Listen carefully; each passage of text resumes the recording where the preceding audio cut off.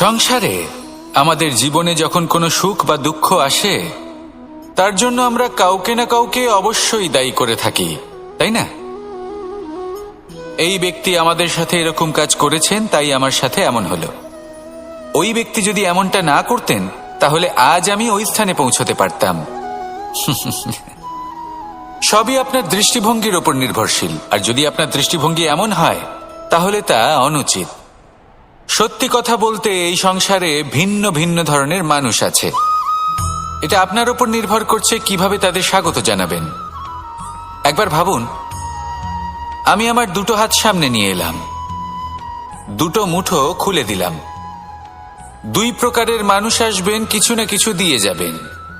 এই মুঠো যদি আমি বন্ধ করে দিই, তাহলে না কেউ আমাকে কিছু দিতে পারবে, না আমার কিছু যাবে আসবে।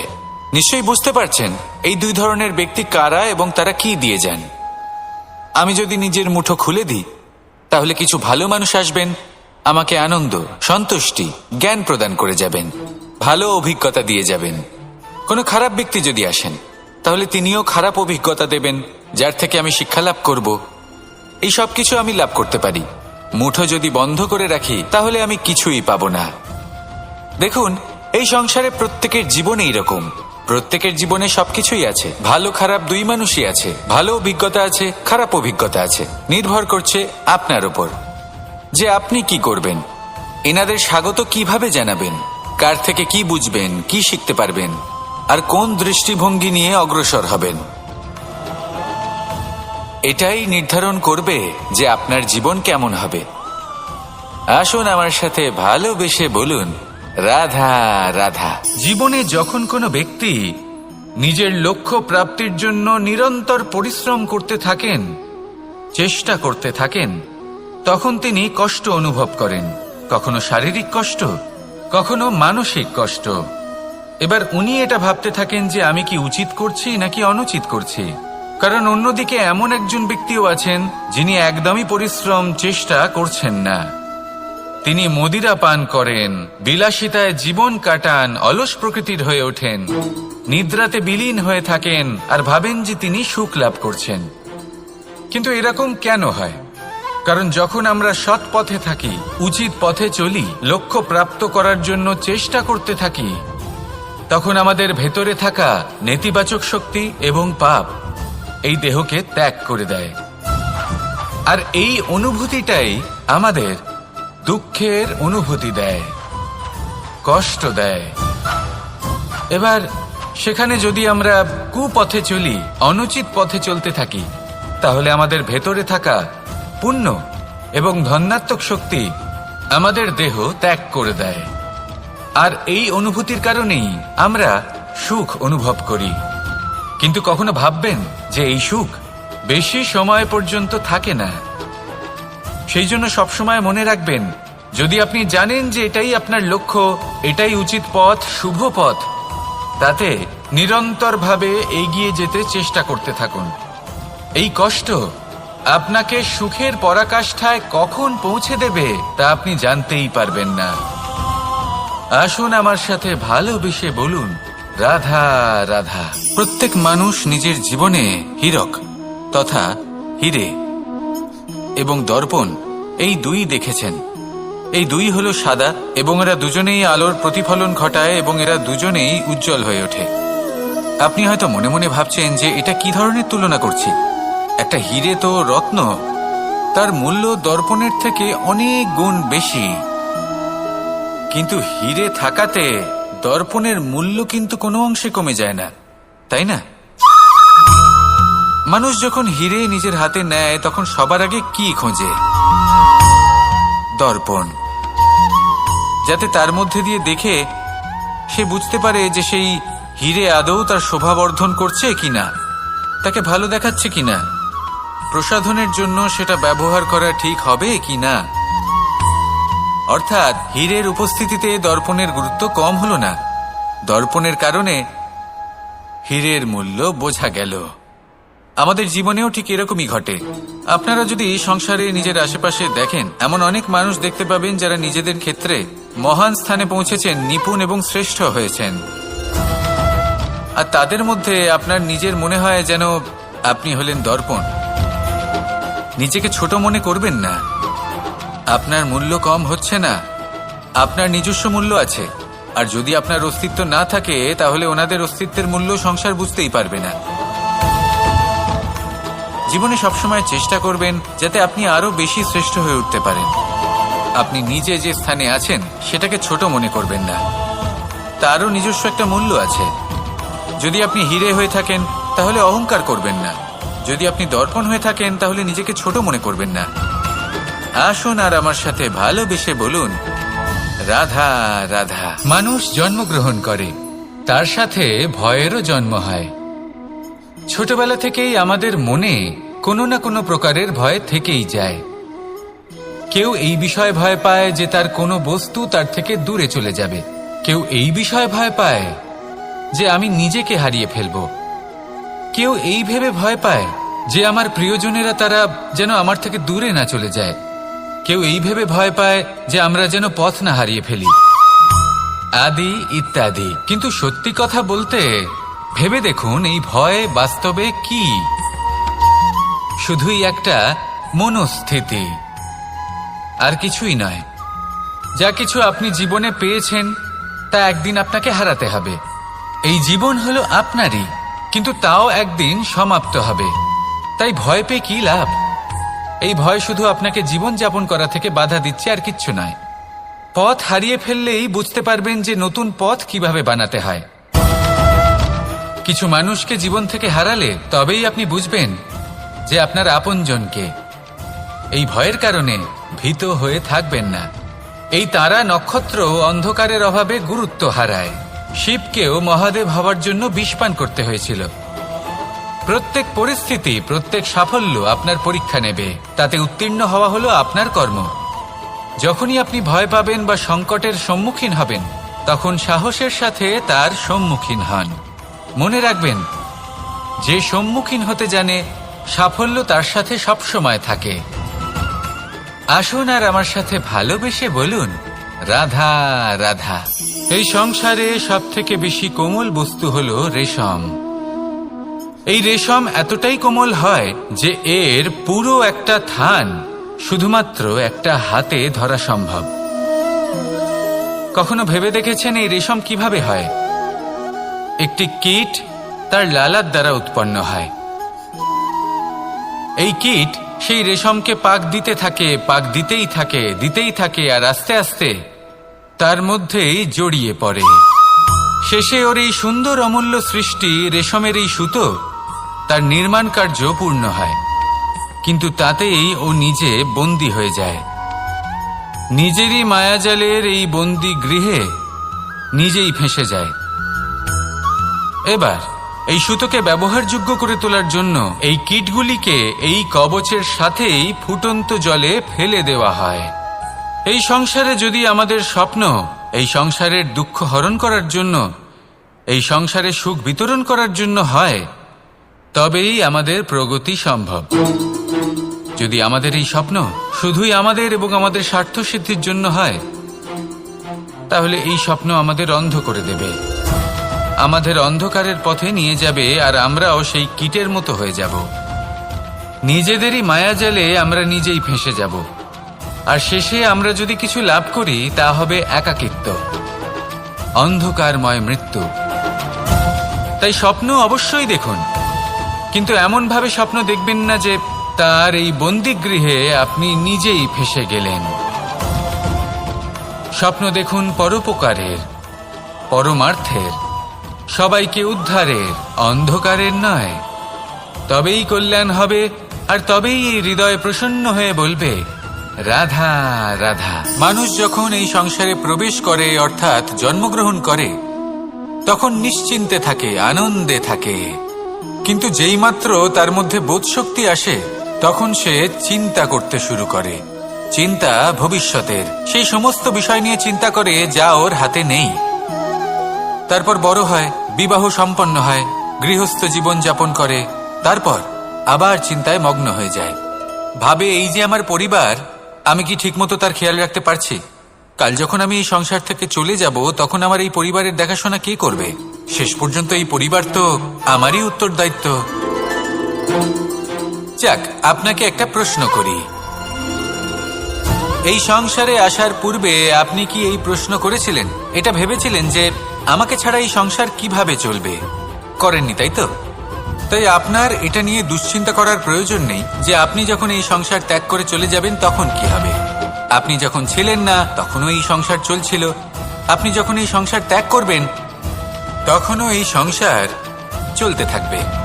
যদি কোনো বিষয়ের প্রভাব থাকে তা হলো আপনার আজকের তথা বর্তমানের কর্ম, অর্থাৎ আজ আপনি কি করছেন, কার জন্য মঙ্গল করছেন, কাকে প্রেরণা দিচ্ছেন, কাকে সাহায্য করছেন, কোন উদাহরণ প্রস্তুত করছেন। আপনি এই সংসারে যে ছবি অঙ্কন করবেন সংসার সেটাই মনে রাখবে।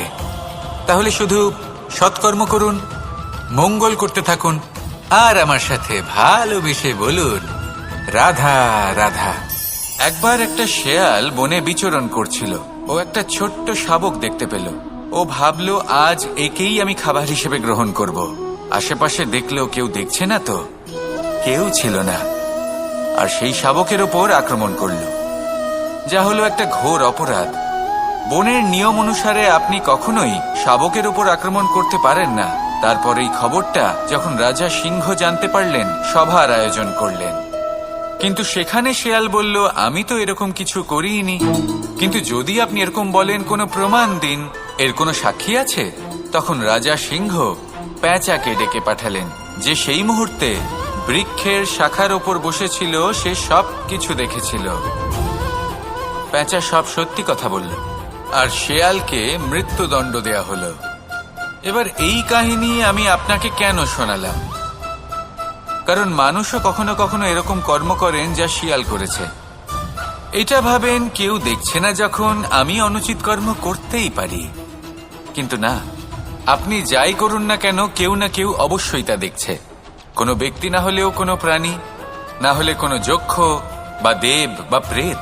যদি এনারা কেউ না দেখেন, তাহলে ধরিত্রী মাতা দেখেন, যেখানে দাঁড়িয়ে আপনি সেই কর্ম করছেন, তাই না? তাই একটা কথা সবসময় মনে রাখবেন, কে দেখছেন কে দেখছেন না সেই বিষয়ে ভাবা ছেড়ে দিন। এটা খুব সহজ কথা। আপনি যদি উচিত কর্ম করেন, উচিত ফল পাবেন। যদি অনুচিত কর্ম করেন, তাহলে আপনি অনুচিত ফল অবশ্যই পাবেন। সেই জন্য উচিত পথে চলতে থাকুন, উচিত কর্ম করতে থাকুন, আর আমার সাথে ভালোবেসে বলুন রাধা রাধা। সুখ, দুঃখ এবং শক্তি, এই তিন হলো এই সংসারের ত্রিদেবের মতো। আমাদের জীবনে যা কিছু ঘটছে এই তিনটির ভিত্তির উপরেই হচ্ছে। আসলে এই সংসারের একটা নিয়ম আছে, যখনই আপনি কিছু লাভ করেন, এই সংসার আপনার পরীক্ষা নেয়। এটা জানার জন্য আপনার পরীক্ষা নেয় যে আপনি যা কিছুই লাভ করেছেন, আপনি কি আদৌ সেটার যোগ্য কিনা। ঠিক সেইভাবেই এই সুখ, দুঃখ এবং শক্তি আপনার পরীক্ষা নিয়ে থাকে। যখন সুখ আসে, তখন সে আপনার পরীক্ষা নেয় যে আপনার মধ্যে অহংবোধ জাগ্রত হয়নি তো। যদি অহংবোধ চলে আসে, তাহলে সুখ সেখানেই সঙ্গ ত্যাগ করে। দুঃখ আপনার ধৈর্যের পরীক্ষা নিতে থাকে, আর যদি আপনার মধ্যে ধৈর্য না থাকে, তাহলে এটা আপনাকে আরো বেশি দুঃখের গভীর অন্ধকারে ঠেলে দেবে। সেখানে শক্তি পরীক্ষা নেয় আপনার বিনম্রতার। যদি আপনি বিনম্র না হন, তাহলে হয় এই শক্তি আপনার সঙ্গ ত্যাগ করবে, নয় এই শক্তি বিনম্রতার অভাবে আপনার পতনের কারণ হতে পারে। এই সংসারে যে কোনো ব্যক্তি যিনি এই পরীক্ষায় উত্তীর্ণ হয়ে থাকেন, এই জীবনে তিনি সাফল্য লাভ করেন। আসুন আমার সাথে ভালোবেসে বলুন রাধা রাধা। আমি মনুষ্য রূপে জন্ম নিয়েছি এবং সমস্ত কর্ম এই রূপেই করেছি। কিন্তু আশ্চর্যের বিষয় হলো যে আজও মানুষ আসেন এবং হাত জোর করে প্রার্থনা করেন যেন আমি ওনাদের সহায়তা করি।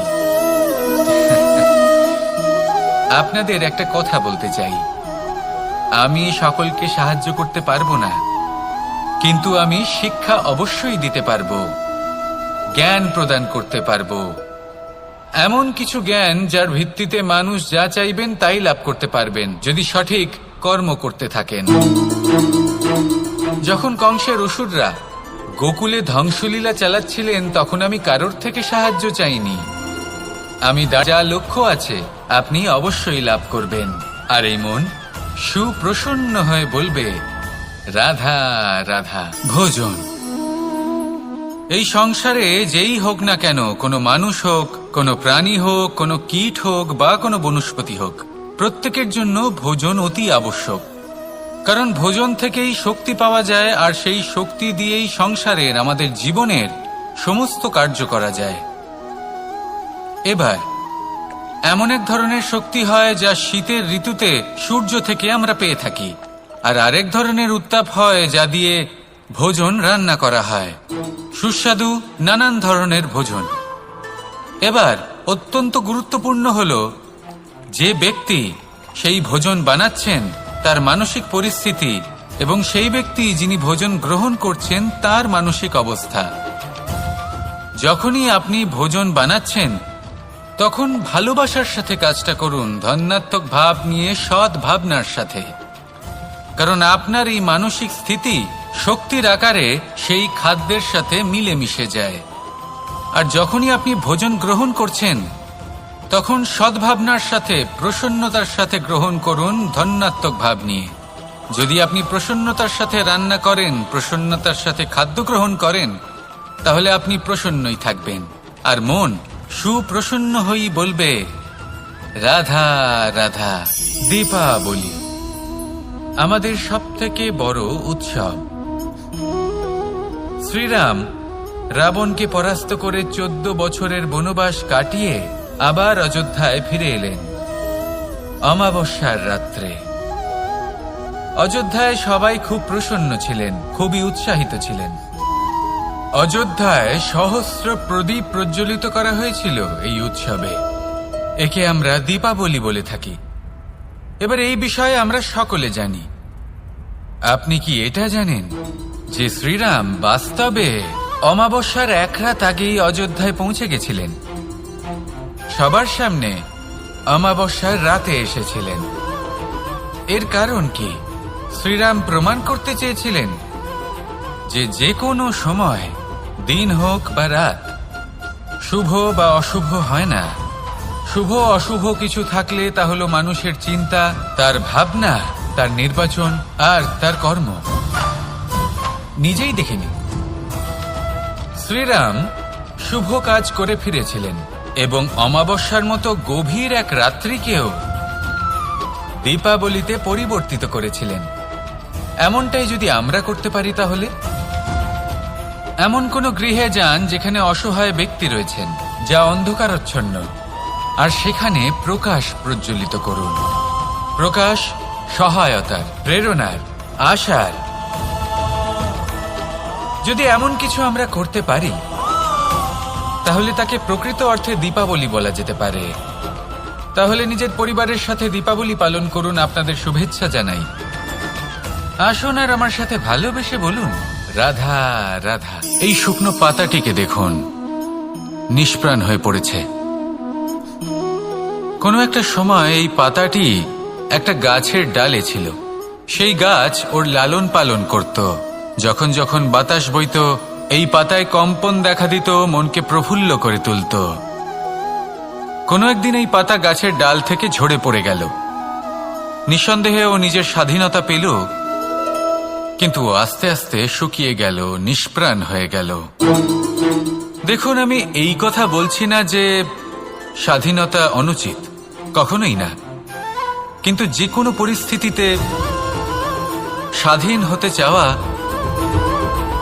এটা নিশ্চিতরূপে অনুচিত। আমরা যদি আমাদের জীবনে পরিবারের গুরুত্ব ভেবে দেখি, তাহলে এই পরিবারে যতই মতভেদ থাকুক না কেন, যতই মনোমালিন্য থাকুক না কেন, যতই বিবাদ থাকুক না কেন, এই সব মিটিয়ে নেওয়া অত্যন্ত প্রয়োজনীয়। সেই সবকিছু সমাপ্ত করা অত্যন্ত প্রয়োজনীয়। কখনো এই পরিবারকে ভাঙতে দেবেন না, কখনো এই পরিবার থেকে দূরে চলে যাবেন না। এই পরিবার হলো আমাদের জীবনের একটা অমূল্য সম্পদ, অমূল্য এক আশ্রয়, যা এই সংসারে হয়তো কোথাও আপনি পাবেন না। তাই একে আগলে রাখুন। ভেবে নিন, আপনি পাতা আর আপনার পরিবার সেই গাছ। আসুন আমার সাথে ভালোবেসে বলুন রাধা রাধা।